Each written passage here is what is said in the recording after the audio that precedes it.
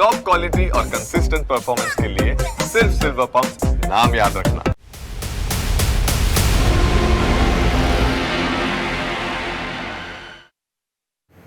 નમસ્કાર, સ્વાગત છે આપનું ન્યૂઝ કેપિટલમાં. આપની સાથે હું છું જુહી ગાંધી. દિલ્હીમાં લાલ કિલ્લા પાસે કારમાં વિસ્ફોટમાં 9 લોકોના મોત થયા હોવાની જાણકારી મળી રહી છે. એક વ્યક્તિનું મોત અને અનેક લોકો ઘાયલ થયા હોવાની પણ જાણકારી છે. આ મોટા સમાચાર. ફોર્ટ મેટ્રો સ્ટેશનની પાસે ઇકો વાનમાં બ્લાસ્ટ થયો. બ્લાસ્ટ બાદ 8 જેટલી કાર ચપેટમાં આવી. બ્લાસ્ટ બાદ સમગ્ર દિલ્હીમાં હાઈ એલર્ટ જોવા મળી રહ્યું છે. ફાયરની 10 ગાડીઓ સ્થળ પર દોડી આવી છે. FSL ટીમ અને પોલીસે બ્લાસ્ટ અંગે વધુ તપાસ શરૂ કરી છે. તો દિલ્હીના આ દ્રશ્યો મેટ્રો સ્ટેશનની બહાર આ બ્લાસ્ટની ઘટના બની. જો કે હજુ સુધી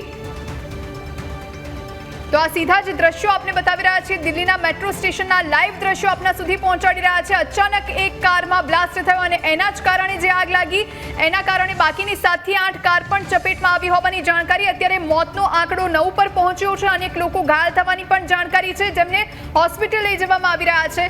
પરંતુ હજુ આ મૃત્યુઆંક જો વધે તો નવાઈ નહીં. બ્લાસ્ટ બાદ 8 જેટલી કાર ચપેટમાં આવી. આગ કેટલી વિકરાળ છે એ દ્રશ્યો પરથી આપ જોઈ રહ્યા છો. એક બાદ એક અત્યાર સુધી છેલ્લા 2 દિવસથી આતંકી હલચલ પણ જોવા મળી હતી. આતંકીઓ પણ એક બાદ એક પકડાયા છે અને તેમના જે મનસૂબા છે, તેમના જે ઉદ્દેશો છે એ પણ ખુલીને હવે સામે આવી રહ્યા છે. ત્યારે આ બ્લાસ્ટ શું કોઈ આતંકી બ્લાસ્ટ છે કે કેમ, એ પણ સૌથી મોટો પ્રશ્ન છે.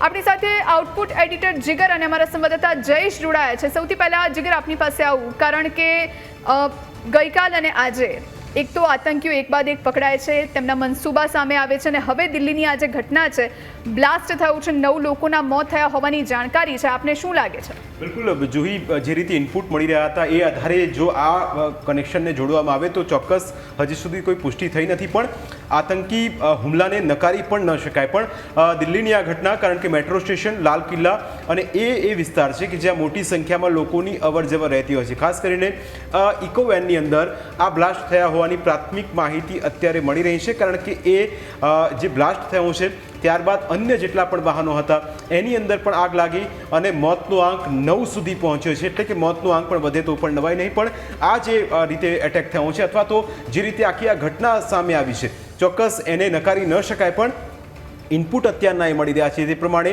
9 લોકોના મોતના સમાચાર અત્યારે મળી રહ્યા છે. મોતનો આંકડો વધે તો પણ નવાઈ નહીં. પણ અહીં ઇનપુટ અને એ આધારે જો જોવા જઈએ, કારણ કે તમે તસવીરો જુઓ તો એના પરથી ખ્યાલ આવે કે જેટલી કાર અથવા તો જેટલા પણ વાહનો બતાવવામાં આવી રહ્યા છે એના કરતાં પણ વધારે નુકસાન થયું હશે. અનેક લોકો ઘાયલ થયાના સમાચાર પ્રાપ્ત થઈ રહ્યા છે. પણ જેટલી પણ માહિતી મળી રહી છે તે પ્રમાણે ચોક્કસ એક લાલ કિલ્લાને એક એની પાસે અટેક થયો. મેટ્રો સ્ટેશન ત્યાં આવેલું છે અને દિલ્હીનું સાંજનો 6:55 વાગ્યાનો આ સમય, એટલે કે પીક અવર્સ, એટલે કે લોકો ઓફિસથી પોતાના ઘરે જઈ રહ્યા હોય.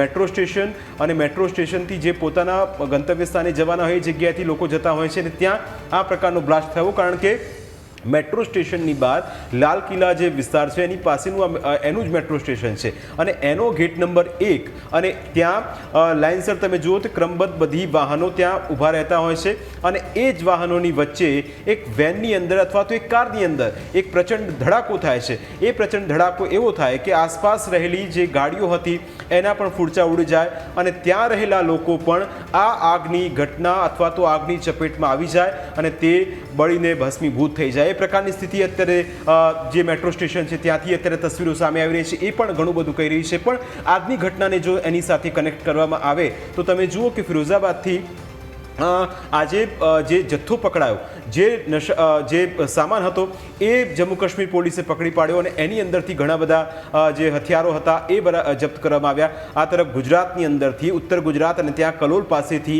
જે હથિયારોની આપલે થવાની હતી એ જગ્યાએથી 3 જેટલા આતંકવાદીઓને ઝડપી પાડવામાં આવે. એટલે કે બધી ડોટ કનેક્ટ અહીં કરવામાં આવે. તમને યાદ હોય કે જે પકડાયા છે, ગુજરાત ETS જે આતંકવાદીઓને પકડ્યા એની અંદર નરોડાનું ફ્રૂટ માર્કેટ પણ ની રેકી કરવામાં આવી હતી. લખનૌનું RSS કાર્યાલય કે જેની પણ રેકી કરવામાં આવી હતી એનો વિડીયો બનાવીને પાકિસ્તાનમાં બેઠેલા Sir, what is the primary basic information?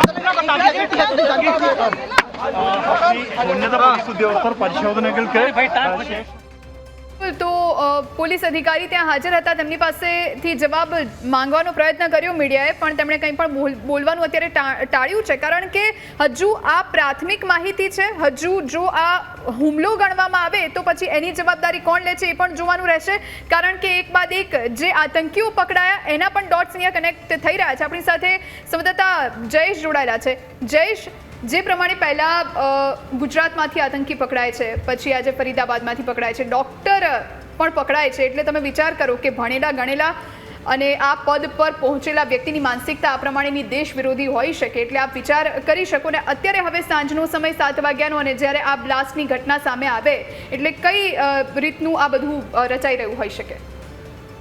ચોક્કસથી જુહી, આ બધા ડોટ્સ અત્યારે એટલા માટે જોડવા પડી રહ્યા છે કારણ કે દિલ્હીમાં જે પ્રકારની ઘટના સામે આવી રહી છે, જો વાત કરવામાં આવે તો સાંજે 6:55 આસપાસ જે ફાયર બ્રિગેડ છે તેને એ જાણકારી, એ કોલ છે તે મળે છે કે જે દિલ્હીનું મેટ્રો સ્ટેશન આવેલું છે, મેટ્રો સ્ટેશનનો નંબર 1 લાલ કિલ્લા પાસેનો, ત્યાં કોઈ કારમાં બ્લાસ્ટ થયો છે એ પ્રકારની વિગત ફાયર બ્રિગેડ પાસે આવે છે. ને ત્યારબાદ ફાયર બ્રિગેડની ટીમ ત્યાં ઘટના સ્થળે પહોંચે છે. તો જે ગાડી છે તેમાં આગ લાગેલી છે ને તેની સાથે એમાં બ્લાસ્ટ થયો ને ત્યારબાદ એમાં આગ લાગી, તેને કારણે નજીકમાં રહેલી 3 થી 4 જેટલી ગાડીઓ છે તેમને નુકસાન થયું, એ પ્રકારના સમાચાર છે તે પ્રાથમિક રીતે સામે આવ્યા હતા. અને ત્યારબાદ જે પ્રકારના દ્રશ્યો સામે આવી રહ્યા છે, જે હાઈ ઇન્ટેન્સિટીવાળા વિઝ્યુઅલ આપણે જોઈ રહ્યા છે, જે પ્રકારે ગાડીઓની સ્થિતિ વિડીયોઝમાં જોઈ રહ્યા છે, તેના પરથી એ સ્પષ્ટ શંકા અને સ્થાન ઉદ્ભવી રહ્યું છે કે આ કોઈ ટેરર મોડ્યુલ છે કે કેમ. હજુ સુધી કોઈ સ્પષ્ટતા નથી થઈ કે CNG બ્લાસ્ટ છે અથવા તો અન્ય જે ટેરર મોડ્યુલ છે તેનો કોઈ ઉપયોગ કરવામાં આવે છે, પરંતુ જે પ્રકારના વિઝ્યુઅલ આવી રહ્યા છે તેના પરથી એક એ અંદેશો લગાડી શકાય છે કે આ કોઈ ટેરર એટેક હોઈ શકે, કારણ કે જે પ્રકારે ગાડીઓની સ્થિતિ છે એ વાત પણ સામે આવી રહી છે કે ઘટના સ્થળે બ્લાસ્ટ થયો ત્યારબાદ 100 થી 150 મીટર સુધી જે ગાડીઓના જે પાર્ટ્સ છે તે દૂર ફેંકાયા છે. ને તેની સાથે જે LNJP હોસ્પિટલમાં, જે નજીકની હોસ્પિટલ છે ત્યાં અત્યારે તમામ જે ઇજાગ્રસ્તો છે તેમને લઈ જવામાં આવી રહ્યા છે. ને જે આંકડો LNJPથી સામે આવી રહ્યો છે તે મુજબ 8 થી 9 લોકોના મૃત્યુ થયાના સમાચાર હોસ્પિટલમાંથી અત્યારે સામે આવી રહ્યા છે. NIAથી લઈ અને તમામ જે કેન્દ્રીય એજન્સીઓ છે તે અત્યારે સ્પોટ ઉપર પહોંચી છે, પોલીસ પણ પહોંચેલી છે, ને તેની સાથે LNJP હોસ્પિટલ છે ત્યાં અત્યારે આપણી સાથે ગેસ્ટ જોડાયા છે કેપ્ટન ઉત્તમ કુમાર દેવનાથ, જેઓ રક્ષા વિશેષજ્ઞ છે. ઉત્તમજી, સ્વાગત છે આપનું ન્યૂઝ કેપિટલમાં. આપ અત્યારે દિલ્હીમાં છો, દિલ્હીની શું પરિસ્થિતિ છે? કારણ કે 7 વાગ્યાના અરસામાં આ બ્લાસ્ટની ઘટના બની, ફાયર ફાઇટર્સની ટીમ ઘટના સ્થળ પર પહોંચી, અને સાથે સાથે હવે पुलिस कई दिशा में तपास कर रही है? जी हाँ, अभी इस घटना के बाद दिल्ली पुलिस ने अलर्ट जारी कर दिया है और सबसे पहले दिल्ली पुलिस ने और स्टेट एडमिनिस्ट्रेशन, होम मिनिस्ट्री ने ये कहा है कि उन्होंने सब लोगों से दरख्वास्त की है कि वो सब इस इलाके के पास ना जाएं, क्योंकि अब फिलहाल दिल्ली पुलिस और जो होम डिपार्टमेंट के दिल्ली फायर सर्विस है उनकी गाड़ियां भेजी जा रही हैं. बड़ी संख्या में एम्बुलेंस को इस इलाके में भेजा जा रहा है. तो उनकी जो रिलीफ एफर्ट हैं होम गार्ड्स के, दिल्ली फायर सर्विसेज के और एम्बुलेंस और डॉक्टर्स की जो रिलीफ एफर्ट है उसमें कोई बाधा ना आए. लेकिन ये तय है कि ये जो धमाका है इसके लिए अभी तक एग्जैक्टली कौन सी ऑर्गेनाइजेशन जिम्मेवार है, अभी तक कोई सरकारी सूत्र से कोई खबर नहीं आई है. ये भी हो सकता है कि ये धमाका, जैसे आप अभी डिस्कस कर रहे थे कि आतंकवादी धमाका ना हो सकता है कि एक गाड़ी में CNG सिलेंडर विस्फोट हुआ हो. लेकिन दिल्ली पुलिस पिछले 3 दिन से, 2 दिन से, 1 दिन से बहुत अलर्ट मोड पर थी. अगर हम देखें दिल्ली के आसपास फरीदाबाद में, सहारनपुर में, गुजरात में भी एक आतंक टेरर मॉड्यूल के काम करने का तरीका सामने आया था. दिल्ली में फरीदाबाद के पास जो आतंकी पकड़ा गया उसके पास से 360 किलो विस्फोटक पदार्थ मिला है. और अब दिल्ली पुलिस जब फरीदाबाद के आसपास दूसरे ठिकानों पर खोज खबर ले रही है तो 20 से ज़्यादा टाइमर डिवाइस और करीबन 2000 किलो से ज़्यादा विस्फोटक सामग्री पकड़ी गई है. तो ये लिंक करके देखना पड़ेगा कि क्या इस धमाके का कोई संबंध फरीदाबाद, सहारनपुर या JNK के टेररिस्ट ग्रुप से है. अभी तक आधिकारिक रूप में सरकार की तरफ से कोई भी स्टेटमेंट कि इस धमाके के लिए कौन जिम्मेवार हो सकता है, इशू नहीं हुआ है। जी बिल्कुल उत्तम जी, क्योंकि ये जो टाइम है 7 बजे का शाम का, वो पिक अवर्स और मेट्रो स्टेशन के पास ये धमाका हुआ है, तो क्योंकि अभी 9 लोगों की मौत का जो आंकड़ा है वो सामने आया है, आपको लगता है कि ये संख्या जो है वो बढ़ सकती है? इसमें कोई शक नहीं है कि बहुत भीड़ भाड़ वाला इलाका था। बहुत बड़ी तादाद में लोग घायल भी हुए हैं। करीबन 15 लोगों को घायल स्थिति में अलग अलग सरकारी अस्पतालों में लेके गए हैं, जिनमें से कुछ गंभीर रूप में भी घायल हैं। तो मैं सिर्फ उम्मीद करता हूं कि गंभीर रूप में जो घायल लोग हैं, 15 या 15 से ज़्यादा, जिनको अलग अलग सरकारी अस्पतालों में अब फिलहाल लेके गए हैं, उनमें से कोई भी सब सर्वाइव कर जाएं। ये जरा आश्चर्य की बात है, क्योंकि आमतौर पे इस तरह के धमाके अगर आतंकवादियों ने किए हैं तो दिल्ली पुलिस बहुत चाकचौबंद बंदोबस्त करती थी। खास मौके पर समझिए 15 अगस्त हो गया, 26 जनवरी हो गया, दिवाली का सीज़न होता है, त्योहारों के समय में, दुर्गा पूजा, दशहरा के समय भी दिल्ली पुलिस बहुत ज़्यादा अलर्ट रहती है। गृह मंत्रालय जो है ज़रूरत के मुताबिक आसपास के दूसरे स्टेट्स, चाहे हरियाणा पुलिस हो, यूपी पुलिस हो, पंजाब पुलिस हो, उनकी भी मदद लेती रहती है। अब इसके लिए अब मेरे सूत्र बता रहे हैं कि दिल्ली के आसपास जितनी स्टेट पुलिस हैं उनको अलर्ट कर दिया गया है। जितने बड़े बड़े शहर हैं जैसे बॉम्बे, हैदराबाद, पूना, कोलकाता, लखनऊ, पटना, खासतौर से बिहार में और वेस्ट बंगाल में जहां इलेक्शन होने जा रहे हैं, वहां पे पुलिस को अलर्ट कर दिया गया है। गृह मंत्रालय शायद आज रात को ही सिचुएशन का जायजा लेगी और अगर जरूरत पड़े तो बाहर से एडिशनल बीएसएफ या सीआरपीएफ की टुकड़ियों को मंगाया जाएगा। आज रात को ही वो पहुंच जाएंगे। जितने दिल्ली के आसपास आर्मी के कैंटोनमेंट्स हैं, हिसार में है, मेरठ में है, मथुरा में है, उनको भी, आर्मी को भी अलर्ट मोड में रखा गया है कि अगर ज़रूरत पड़े वो दिल्ली की तरफ कूच कर सकते हैं। दिक्कत ये आती है कि दिल्ली में हर रोज़ लाखों लोग आते हैं। कम से कम 4 जगह से रेलवे लाइन अंदर आ रहे हैं, रेलवे प्लेटफॉर्म्स हैं, मेट्रो लाइंस चल रही हैं। दिल्ली में 7 से 8 मेट्रो लाइंस चल रही हैं। सबसे बड़ी बात है, अलग अलग जगह से हाईवेज़ की एंट्री, बड़े बड़ी सड़कों की एंट्री पॉइंट्स कम से कम। और एक ऐसा धमाका देख रहे हैं, कितना गंभीर हो सकता है। कैजुअलिटी सर बहुत ज्यादा है। कैजुअलिटी सुरक्षा के इंजर्ड कितने हैं उसका आंकड़ा क्या अभी आया है सर? इंजर्ड कितने हैं, कितनी कैजुअलिटीज है, वो आंकड़ा आया है अभी सर? अभी तक क्या हालात हैं यहाँ के? पुलिस के आला अधिकारी अब मौके पर पहुँच रहे हैं, तमाम सवाल। सर फिर भी यहाँ पे कितनी कैजुअलिटीज है, क्या सिचुएशन? एक मिनट आप लोग। તો જે પ્રમાણે એક બાદ એક પોલીસના ઉચ્ચ અધિકારીઓ પણ ઘટના સ્થળ પર પહોંચી રહ્યા છે। આ સીધા જ દ્રશ્યો આપને દિલ્હીથી લાઈવ બતાવી રહ્યા છે કે જ્યાં અત્યારે હજુ પણ આગ બેકાબુ છે। ફાયર ફાઇટર્સની ટીમ પણ ઘટના સ્થળ પર અને હાલ આગ પર કાબુ મેળવવાના પણ પ્રયત્ન થઈ રહ્યા છે। જે ઇજાગ્રસ્તો છે એમને હોસ્પિટલ મોકલવામાં આવ્યા છે। આપણી સાથે કેપ્ટન उत्तम कुमार જોડાયેલા છે। उत्तम जी, आप इतने अनुभवी हैं, तो ये अगर हुमला, अगर ये जो ब्लास्ट हुआ है वो उसका आतंकी कनेक्शन निकलता है तो मॉडस ऑपरेंडी क्या हो सकती है आपके हिसाब से सर? जी हाँ, दिल्ली में इस तरह का धमाका, आतंकवादी हमला काफ़ी सालों से नहीं हुआ। एक समय ऐसा था 2 दशक पहले या 1 दशक पहले कि इस तरह के आतंकवादी हमले दिल्ली में हर महीने में एक बार या साल में 3-4 बार हो जाया करते थे। मुझे याद है 2010 तक ऐसा माहौल था कि आप रेलवे स्टेशन में जाइए, वहाँ अनाउंस होता रहता था कि जहाँ पर भी आप बैठे हैं आसपास देख लीजिए कि कोई ऐसा सामान तो नहीं पड़ा हुआ जिसमें कि कोई जिम्मेवार नहीं है। मुझे याद है कि बसों में बैठने पर बस की सीट पर ही लिखा होता था कि बस की सीट पर बैठने से पहले देख लीजिए बस के सीट के नीचे कोई अनक्लेम्ड बक्सा या कोई पैकेट तो नहीं है, वो विस्फोटक हो सकता है।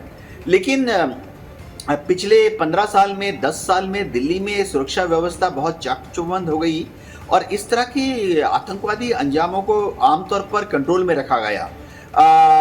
मैं उम्मीद करता हूं कि जो फॉरेंसिक टीम अभी जो मौके पर पहुंच गई है और जो bomb disposal squad Delhi police का, और दिल्ली के पास ही गुड़गांव में ही मानेसर में एनएसजी का हेडक्वार्टर है, वहाँ से जो स्पेशल बॉम्ब डिस्पोजल टीम है वो मौके पर पहुँच चुकी हैं। तो इनके पास स्पेशल यंत्र होते हैं जिससे वो बहुत जल्दी ही यह भांप जाएंगे कि जो विस्फोट हुआ है उसमें क्या वजह हो सकती है, क्या वो RDX है या और किसी तरह का अमोनियम नाइट्रेट बेस्ड एक्सप्लोसिव है या कोई CNG सिलेंडर का ब्लास्ट है। CNG सिलेंडर का ब्लास्ट है तो उस ब्लास्ट को क्या जानबूझ के किया गया ये या वो ब्लास्ट अपने आप गलती से हो गया। कार जो चालक हैं शायद वो हैं नहीं, आसपास के जो दूसरे पैसेंजर्स हैं उनकी गवाही ली जाएगी, वह बता पाएंगे कि धमाका किस तरह से हुआ।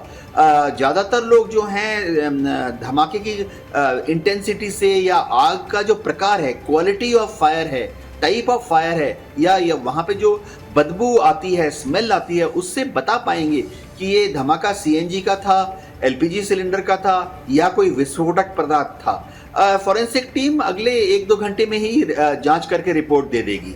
जी બિલકુલ આપની પાસે આવી સર એ પહેલા એક મહત્વના અપડેટ્સ મળી રહ્યા છે। દિલ્હીમાં બ્લાસ્ટ બાદ અમદાવાદમાં એલર્ટ, પોલીસ કમિશનરે એલર્ટ રહેવાની સૂચના આપી। અમદાવાદ પોલીસ એલર્ટ મોડમાં છે। પોલીસ સ્ટેશન વિસ્તારમાં પેટ્રોલિંગ કરવાના આદેશ આપી દેવામાં આવ્યા છે। શંકાસ્પદ વ્યક્તિ અને વસ્તુની તપાસ કરવાના પણ આદેશ આપી દેવામાં આવ્યા છે। એટલે જીગર હવે કહી શકાય કે દિલ્હી બાદ હવે તમામ રાજ્યોમાં કદાચ પોલીસ હવે સતર્ક બની છે અને ખાસ કરીને અમદાવાદમાં અત્યારે એલર્ટ આપી દેવામાં આવ્યું છે। બિલકુલ, જે રીતે નરોડાનું ફ્રૂટ માર્કેટ, કારણ કે એ જે ફ્રૂટ માર્કેટ હતું એની પણ રેકી કરવામાં આવી હતી, એટલે કે તકેદારીના ભાગરૂપે અમદાવાદ, કારણ કે અમદાવાદ મોટું શહેર છે અને 70 લાખ કરતાં વધારે જે શહેરની વસ્તી હોય એની સુરક્ષાની જવાબદારી પણ એ જ પોલીસ તંત્ર પાસે હોય। એટલે સ્વાભાવિક છે કે દિલ્હીની અંદર, કારણ કે દેશની રાજધાની અને ગુજરાતનું આર્થિક પાટનગર એટલે અમદાવાદ, અને એ સંદર્ભમાં જ્યારે ગુજરાતની અંદર આ પ્રકારની ગતિવિધિ થતી હોય અને જે રીતે ઇનપુટ મળતા હોય એના આધારે આ તપાસ કરવી એટલા માટે જરૂરી છે ને એટલા જ માટે આ આદેશ આપવામાં આવ્યા છે, એલર્ટ મોડ પર રાખવામાં આવ્યા છે। અને એટલા માટે એલર્ટ આપવામાં આવ્યું છે કારણ કે નરોડા ફ્રૂટ માર્કેટની જે આતંકવાદીઓ પકડાયા તેમણે રેકી કરી હતી અને એ જ રેકીના વિડીયો પાકિસ્તાનમાં બેઠેલા આકાને મોકલવામાં આવ્યા હતા। એટલે ચોક્કસ એ જ તકેદારીના ભાગરૂપે અહીં એલર્ટ આપવામાં આવ્યું છે। ન માત્ર અમદાવાદ, મુંબઈની અંદર પણ આ જ રીતે એલર્ટ આપવામાં આવ્યું છે અને મુંબઈની તમામ વિસ્તારની અંદર, કારણ કે મુંબઈ પણ એ ધમધમતું આખું એક શહેર છે અને દેશનું આર્થિક પાટનગર છે, એટલે એ શહેરની સુરક્ષા પણ વધારવામાં આવી છે। લખનઉ, બિહાર ખાસ એટલા માટે કારણ કે આવતીકાલે બીજા તબક્કાનું મતદાન થવાનું છે। બીજા તબક્કાના મતદાન પહેલાં દેશની રાજધાનીમાં લાલ કિલ્લા પાસે જો કારની અંદર આ પ્રકારનો બ્લાસ્ટ થતો હોય તો સ્વાભાવિક ચિંતાનું કારણ એટલા માટે કારણ કે 9 લોકોના મોત થયા છે। તસવીરો જેટલી સામે આવી રહી છે એ હેરાન કરનારી છે, કારણ કે તસવીરોની અંદર જોઈ શકાય છે કે આ 1-2 કાર કે 5-10 કારની અંદર આગ નથી લાગી, એના કરતાં પણ વધારે જે વાહનો હતા એ બળીને ભસ્મીભૂત થઈ ગયા। એટલે ચોક્કસ એની અંદર પણ તપાસનો વિષય એ કે જે રીતે બ્લાસ્ટ થયો છે એ બ્લાસ્ટ થવા પાછળનું સૌથી મોટું કારણ શું હતું? શું કોઈ આતંકવાદી હુમલો હતો કે પછી કોઈએ જાણી જોઈને આખો એક પ્લાન બનાવ્યો? કારણ કે તસવીરો, જે પ્રકારના દ્રશ્યો, જે લોકોના મોત થયા છે એમની તસવીરો ટીવી સ્ક્રીન પર બતાવી શકાય એવી નથી, કારણ કે એના ફૂરચા ઉડી ગયા છે। એટલે સ્વાભાવિક રીતે આ એક મોટું કાવતરું હોઈ શકે અને અત્યારે તપાસ એજન્સીઓ ત્યાં પહોંચીને તપાસ કરી રહી છે। એટલે સ્વાભાવિક છે કે અહીં તપાસના આદેશ આપવામાં આવ્યા છે। જે તે તપાસ એજન્સીઓ છે, સાથે સાથે દેશની સુરક્ષા સાથે સંકળાયેલી જેટલી પણ તપાસ એજન્સીઓ છે એ આ દિશામાં તપાસ કરી રહી છે, પણ પ્રાથમિકતા એ કે જે લોકો ઇન્જર્ડ થયા છે તેમનો જીવ બચે અને હોસ્પિટલમાં તેમને તાત્કાલિક જોઈ ખસેડવામાં આવે। બિલકુલ, અને મહત્વની રાહતની વાત એ કહી શકાય જીગર કે આ આગ પર અત્યારે કાબુ મેળવી લેવામાં આવ્યો છે। એટલે હવે પરિસ્થિતિ શું છે એ ધીમે ધીમે આખું પિક્ચર ક્લિયર થઈ જશે। જે ઇજાગ્રસ્તો છે એમને હોસ્પિટલ લઈ જવામાં આવ્યા છે। આપણી સાથે ઉત્તમ સર જોડાયેલા છે। उत्तम जी, क्योंकि अगर ये आतंकी हमला हुआ तो दिल्ली ही क्यों, लाल किला ही क्यों, ये भी सबसे बड़ा एक सवाल खड़ा होता है सर। जी हाँ, इसमें कोई शक नहीं है कि आतंकी जो भी हमला करेंगे, जाहिर बात है आतंकी हमला करेंगे अपने उनके जो मास्टर्स हैं, उनके जो हैंडलर्स हैं, जो बॉर्डर के उस तरफ बैठे हैं, उनके हुक्म पर ही ऑर्डर करेंगे। तो ब्लास्ट के लिए ये हमेशा ऐसी जगह चुनते हैं, एक तो उसका एक हिस्टोरिकल वैल्यू है। लाल किला जो है दिल्ली की राजधानी का सेंटर है, दिल्ली की शान बान आन है। दूसरा एडवांटेज लाल किले के पास ये भी है कि भीड़ भाड़ वाला इलाका है। बहुत बड़ी तादाद में इस वक्त चांदनी चौक मार्केट जो है उसमें लोग आते जाते रहते हैं, मेट्रो स्टेशन है, नई दिल्ली रेलवे स्टेशन पास में ही है, और काफ़ी सारे धार्मिक स्थल भी वहाँ पर हैं। जैन मंदिर है, सिखों का गुरुद्वारा वहाँ पर है, जुमा मस्जिद वहाँ पर है।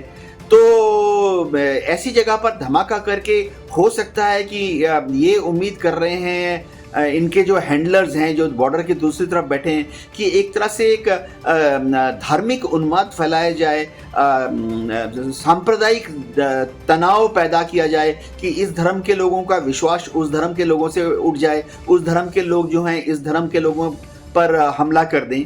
लेकिन अच्छी बात है कि पिछले 1 घंटे में जितने सोशल लीडर्स हैं, किसी भी पॉलिटिकल पार्टीज के हैं, चाहे वो नेता पक्ष के हों या विपक्ष के हैं, उन सब ने आकर वहाँ पर आम आदमियों को समझाया है कि इसमें कोई पॉलिटिकल एंगल नहीं होना चाहिए। जो अलग अलग मंदिर हैं, मस्जिद हैं, उनके धार्मिक गुरु सामने ऑलरेडी आ गए हैं और उन्होंने बयान दिया है कि इसमें कोई धार्मिक एंगल नहीं देखा जाना चाहिए। ये देश पर अगर ये आतंकी हमला है, ये देश पर हमला है, तो सारे अलग अलग संप्रदाय के लोग, अलग अलग धर्म के लोग मिलजुल कर साथ में रहें। देखिए, बहुत बड़ा एंगल ऐसा भी हो सकता है, अगर ये सीएनजी सिलेंडर का एक्सप्लोजन नहीं है तो ऐसा भी हो सकता है कि जो इनके जो हैंडलर्स हैं पाकिस्तान में बैठे हुए हैं, आईएसआई, वो चाहते हैं कि ऐसा एक्सप्लोजन किया जाए देश में कहीं पर, ताकि अभी बिहार में कल वोट पड़ने वाले हैं, पश्चिम बंगाल में इलेक्शन होने वाले हैं, कि विपक्ष के नेताओं को एक मौका मिल जाए ये बोलने का कि सरकार फेल हो रही है, एडमिनिस्ट्रेशन फेल हो रही है। तो मैं सिर्फ यह उम्मीद करता हूं कि अभी विपक्ष के कोई भी जो नेता हैं, कोई गैर जिम्मेवाराना स्टेटमेंट नहीं देंगे, सरकार के साथ मजबूती से खड़े रहेंगे। इस मौके का फ़ायदा उठाकर वो बिहार या वेस्ट बंगाल के इलेक्शन को इन्फ्लुएंस करने की कोशिश नहीं करेंगे। चाहे वो नेता किसी भी राजनीतिक दल से हो, इस वक्त उनका काम है शांति फैलाना, आपसी भाईचारे को बढ़ाना। सबसे बड़ी बात है सरकारी तंत्र को मदद करना, सपोर्ट करना। जी सर एक सवाल ये है कि लखनऊ का आरएसएस का मुख्यालय हो या अहमदाबाद में नरोड़ा का जो फ्रूट मार्केट है वो हो, या फिर दिल्ली की मंडी बाजार, जहां पे अलर्ट किया गया था इसलिए क्योंकि वहां से इन लोगों ने रेकी की थी जो गुजरात में से जो 3 आतंकी पकड़े गए। क्या लगता है आपको कि जिस तरह से आतंकी ISKP जो मॉड्यूल है वो मॉड्यूल और दिल्ली में अभी जो ये घटना हुई, आपको क्या लगता है कि इसके डॉट कनेक्ट करने से आपको ऐसा लगता है कि MO जिनकी थी या रेकी की गई हो कि शाम के इतने टाइम पे इतने कार होते हैं, लोग आते हैं, मेट्रो स्टेशन है, आपने कहा कि लाल किला जो ऐतिहासिक धरोहर है, ऐसे पॉइंट को टारगेट करते हुए इन लोगों ने प्लान किया हो सकता है सर, या फिर अभी श्योरिटी नहीं है कुछ? अभी तक किसी तरह की स्टेटमेंट सरकार की तरफ से नहीं आया। दिल्ली पुलिस ने भी कोई स्टेटमेंट इशू नहीं किया। जो NDRF है वो डिप्लॉय हो गई है, SDRF भी डिप्लॉय हो गई है, और भारत सरकार के प्रवक्ता ने, PRO ने अभी तक कोई स्टेटमेंट दी नहीं है। लेकिन क्योंकि मैं खुद सुरक्षा तंत्र में शामिल था, जो हमारी सुरक्षा व्यवस्था है, गृह मंत्रालय है, हाईएस्ट लेवल पर सिचुएशन पर नज़र रखी है। श्री अजीत डोभाल जो हैं वो एक ब्रीफ करने वाले हैं गृह मंत्री श्री अमित शाह को और प्राइम मिनिस्टर श्री नरेंद्र मोदी को।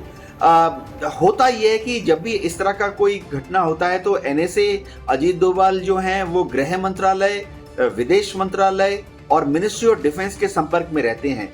ज़रूरत पड़ने पर अगर इन आतंकवादियों के तार आपस में कनेक्टेड हैं, हो सकता है बीच बीच में हम इंटेलिजेंस इनपुट आती थी कि गज़वाए हिंद है या आईसिस के भारत में भी कुछ तार जुड़े हुए हैं, उनको हमेशा खंगाला जाता है, टटोला जाता है, सूंघा जाता है। लेकिन अभी तक इसके किसी आतंकवादी संगठन से जुड़े हुए का कोई बयान किसी से भी नहीं आया। किसी भी आतंकवादी संगठन ने कोई बयान इशू नहीं किया है भारत के अंदर, और ना ही गृह मंत्रालय ने चाहे वो भारत का गृह मंत्रालय हो या दिल्ली सरकार की होम मिनिस्ट्री हो, कोई बयान इशू किया है। हम उम्मीद करते हैं कि बहुत जल्दी ही भारत सरकार के जो प्रवक्ता हैं वो एक छोटा सा बयान देके 8:30 बजे या 9 बजे या रात के 10 बजे तक भारत सरकार के जो पीआरओ हैं छोटा सा बयान देके स्थिति को जरा साफ करेंगे। जी બિલકુલ, આપ તમામ જોડાયેલા રહેશો, આગળ પણ પળે પળની અપડેટ આપના સુધી પહોંચાડતા રહીશું। હાલ સમય છે એક નાનકડા બ્રેકનો।